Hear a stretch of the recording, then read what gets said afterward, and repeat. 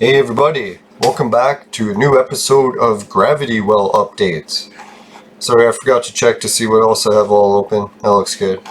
Alright, yeah, today's show I noticed on the news that they have a whole bunch of updates about big storms occurring in the US. So I figured I'd check out the gravity well around the Gulf of Mexico, see how the activity's been doing, check out all the other gravity wells in comparison. So here I have two layers of the gravity well map turned on, the blue and the yellow layer. I figured they're most applicable to today's show. And the first gravity well that we'll check into is of course the show topic, the Gulf of Mexico. And we can see not too much in the way of definition. Looks like the one around Jamaica is a little bit defined. Normally what this gravity well will do, it's one of the strongest. It'll pull a whole bunch of objects to orbit around it, not directly on it usually. So yeah, that's that. I prepared a slide to give a demonstration of what I'm talking about, and I took one of these images on my gravity well map back in a different storm season. So here you can see the shut up, you fucking bitch cell phone. I don't even know what that beep is. It keeps happening. And Gulf of Mexico, we got a whole bunch of storms that were spinning around it.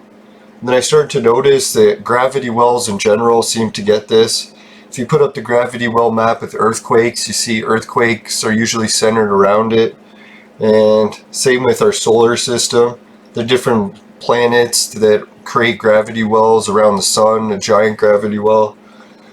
And the Milky Way does the same thing. And the storms around Jupiter's pole, they do that too. So we can see the gravity wells, oh yeah, even craters around the moon. That's pretty cool, no? Alright, so that's what I've been showing recently, what I think is going to happen with these storms. They'll probably orbit around the gravity well, which can be pretty bad for the US and Mexico and all the island chains.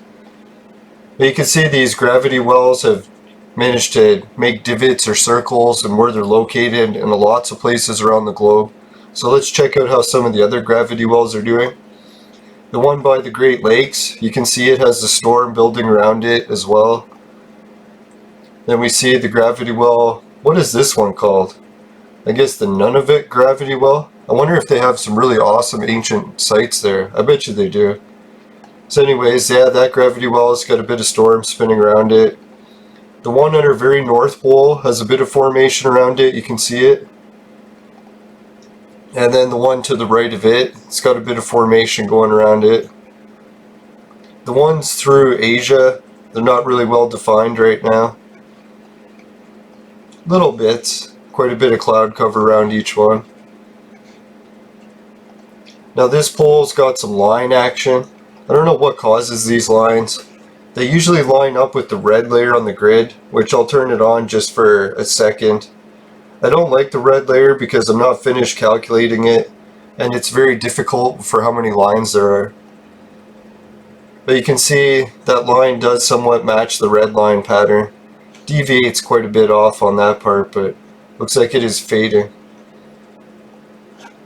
So I'm not sure why those red lines tend to map up with these weird artifacts, but normally that's over Asia, so I'm surprised to see it on the South Pole. Now you can notice, though I don't know what it is with Google and their anomalies, but whenever they stitch the South Pole together, they usually fuck it up really bad, to the point where there's giant cubes that are unrecognizable. I'm not sure why this is and why they're able to do the North Pole in such high detail but not the South Pole. I'm assuming maybe it's because we don't have enough facilities there testing it and mapping it, I don't know. Could be it. But conspiracy people probably go wild over that, saying the earth is flat. Alright, so we can check out some of the other gravity wells. I don't mind the flat earth research in one way, that at least it's so wild, it makes my gravity wells seem like not the wildest. Alright, so we can see that gravity well, quite a bit of formation. This gravity well,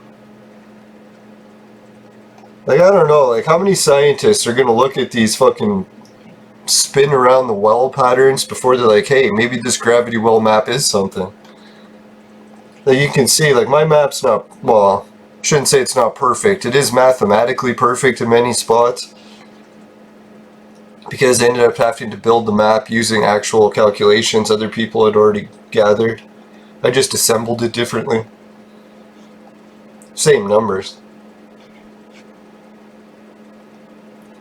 Alright, so looks like the weather map is updating. This one is in real time. So it's quite a bit of wild formations we got going with the different gravity wells around the planet right now. Some of them are lining up with cloud and line formations pretty good. Maybe I should check online to see if there's a term for line clouds and see if they actually exist. I always wondered that. It's like, am I looking at these line clouds and they're not even real?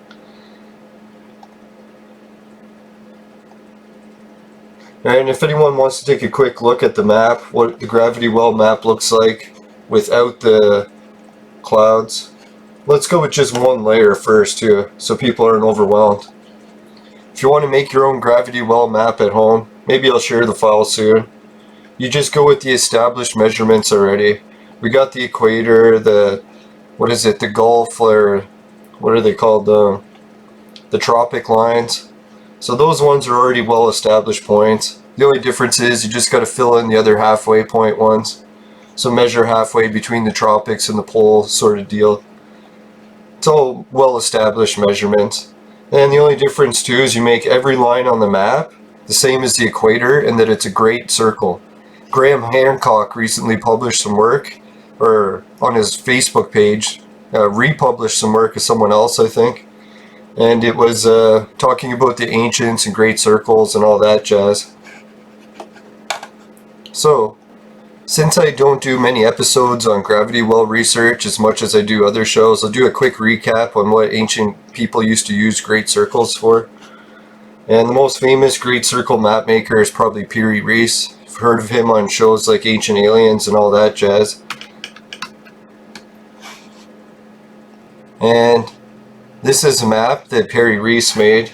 Apparently he used these great circle maps by taking a whole bunch of other people's great circle maps and combining it into one big one.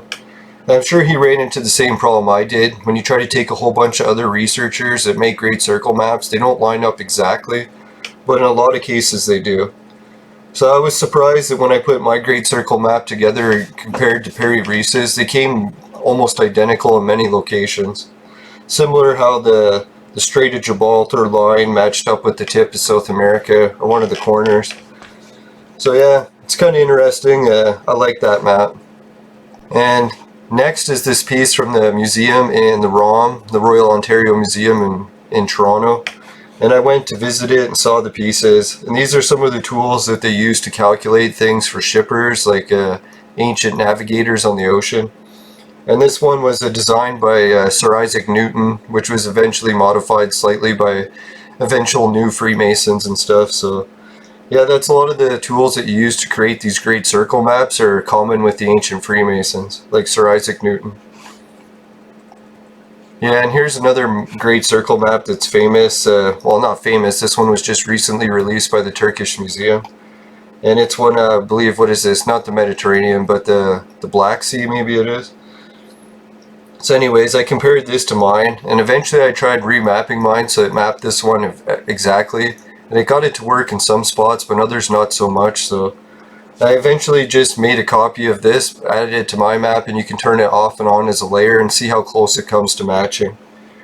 And one thing I did notice I really liked about this map, you see how it creates this wild pattern of like a circle, like a fucking, with diamonds coming out or whatever. If you take my map and you fill it in some spots completely, it does make that pattern. So I was kind of happy to see that. I guess geometry wise it was inevitable to happen, but it was a little bit of vindication for me. Yeah, here's an image I got from some news thing, and they were showing that how you can see gravity well patterns in clouds. So I didn't even know that some scientists are actually into gravity well research, and they're proving it by showing that the wave patterns are visible in clouds. So it's like, that's kind of cool. I didn't even know that when I was first talking about gravity wells showing up in clouds. I thought I was the only person talking about that. So that's kind of nice, some vindication. Right, I do got a bunch of other slides and stuff I could show about gravity wells, but I think I covered the basics. So anyways, if you want to see more ways that the landmass, they said in ancient times they used these great circle maps because they realized it helped illustrate what the actual continents were shaped like. And I never had any clue what they meant by that until I started filling it in.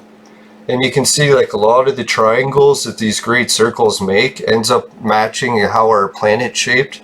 So that's why I think gravity wells do help shape the planet's surface. Now you can see, especially with Australia, that's pretty well defined just for the yellow layer. And if you're into anyone who's in the Japan or Asia area, China, Southeast Asia, they did talk about in ancient times how China was the center of the world.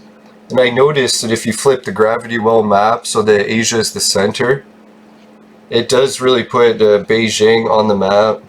North Korea. What was the other one? Hong Kong.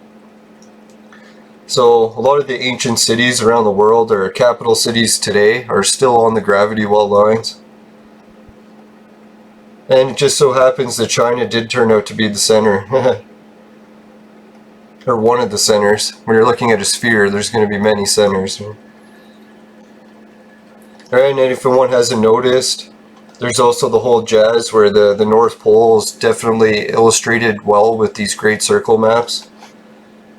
And I've been able to use that with information I gathered on how the ancient North Pole used to look like. So you can see the difference in the landmass and how it's changed over time.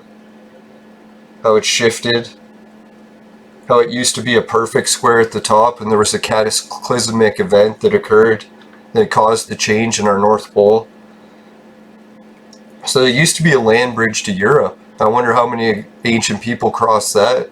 Maybe that's how the red-haired giants arrived. So anyways, yeah, that was just that map. I'd show some more people. And the other thing I never realized too is maybe people that haven't looked at maps in general. I've looked at various Pangea models to confirm that this is one established theory on how the planet's split. Our South Pole used to be one giant South Pole. It used to be combined of Antarctica, Australia, and Zealandia into one giant fucking huge continent. But it fucking split in half at one point. You can still see the split mark down the center. So when the Great Cataclysmic event occurred, it split the South Pole in half. So ever since, our poles have been shifting back and forth throughout the eons. Sometimes it's Antarctica, and the other times it's Australia. And it's weird, they've been able to confirm this by looking at the records, and they found tropical plants and rainforests on Antarctica. So they know it has switched with our South Pole in the past before. But I'm not sure how many times they've confirmed that ice used to cover all of Australia. I think that's probably something they'll have to work on eventually. But they did prove that New Zealand had a really bad ice age period. So I'm thinking that what's confirming our ice age is the shift between both South Poles is still occurring. It moves back and forth, back and forth. That's part of our climate change on the planet. And it just so happens the opposite poles on the top would be here and here. So you can see it's been shifting back and forth on the North Pole too. And that's why the ice age was bad here and here in the past. It's because every time this is the North Pole, it fucks up everything around it, making it the new North Pole, more ice and shit. Alright, so I hope everyone liked my gravity well updates with the storms. I hope everyone stays safe and listens to authorities. Take care everyone. Bye for now.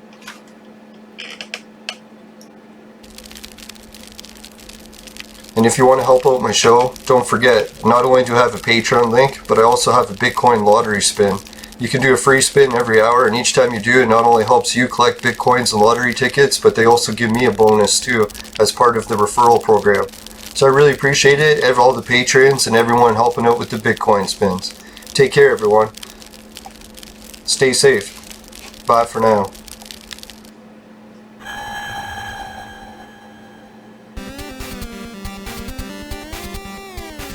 I'll put a subscribe link and 2 videos you should check out.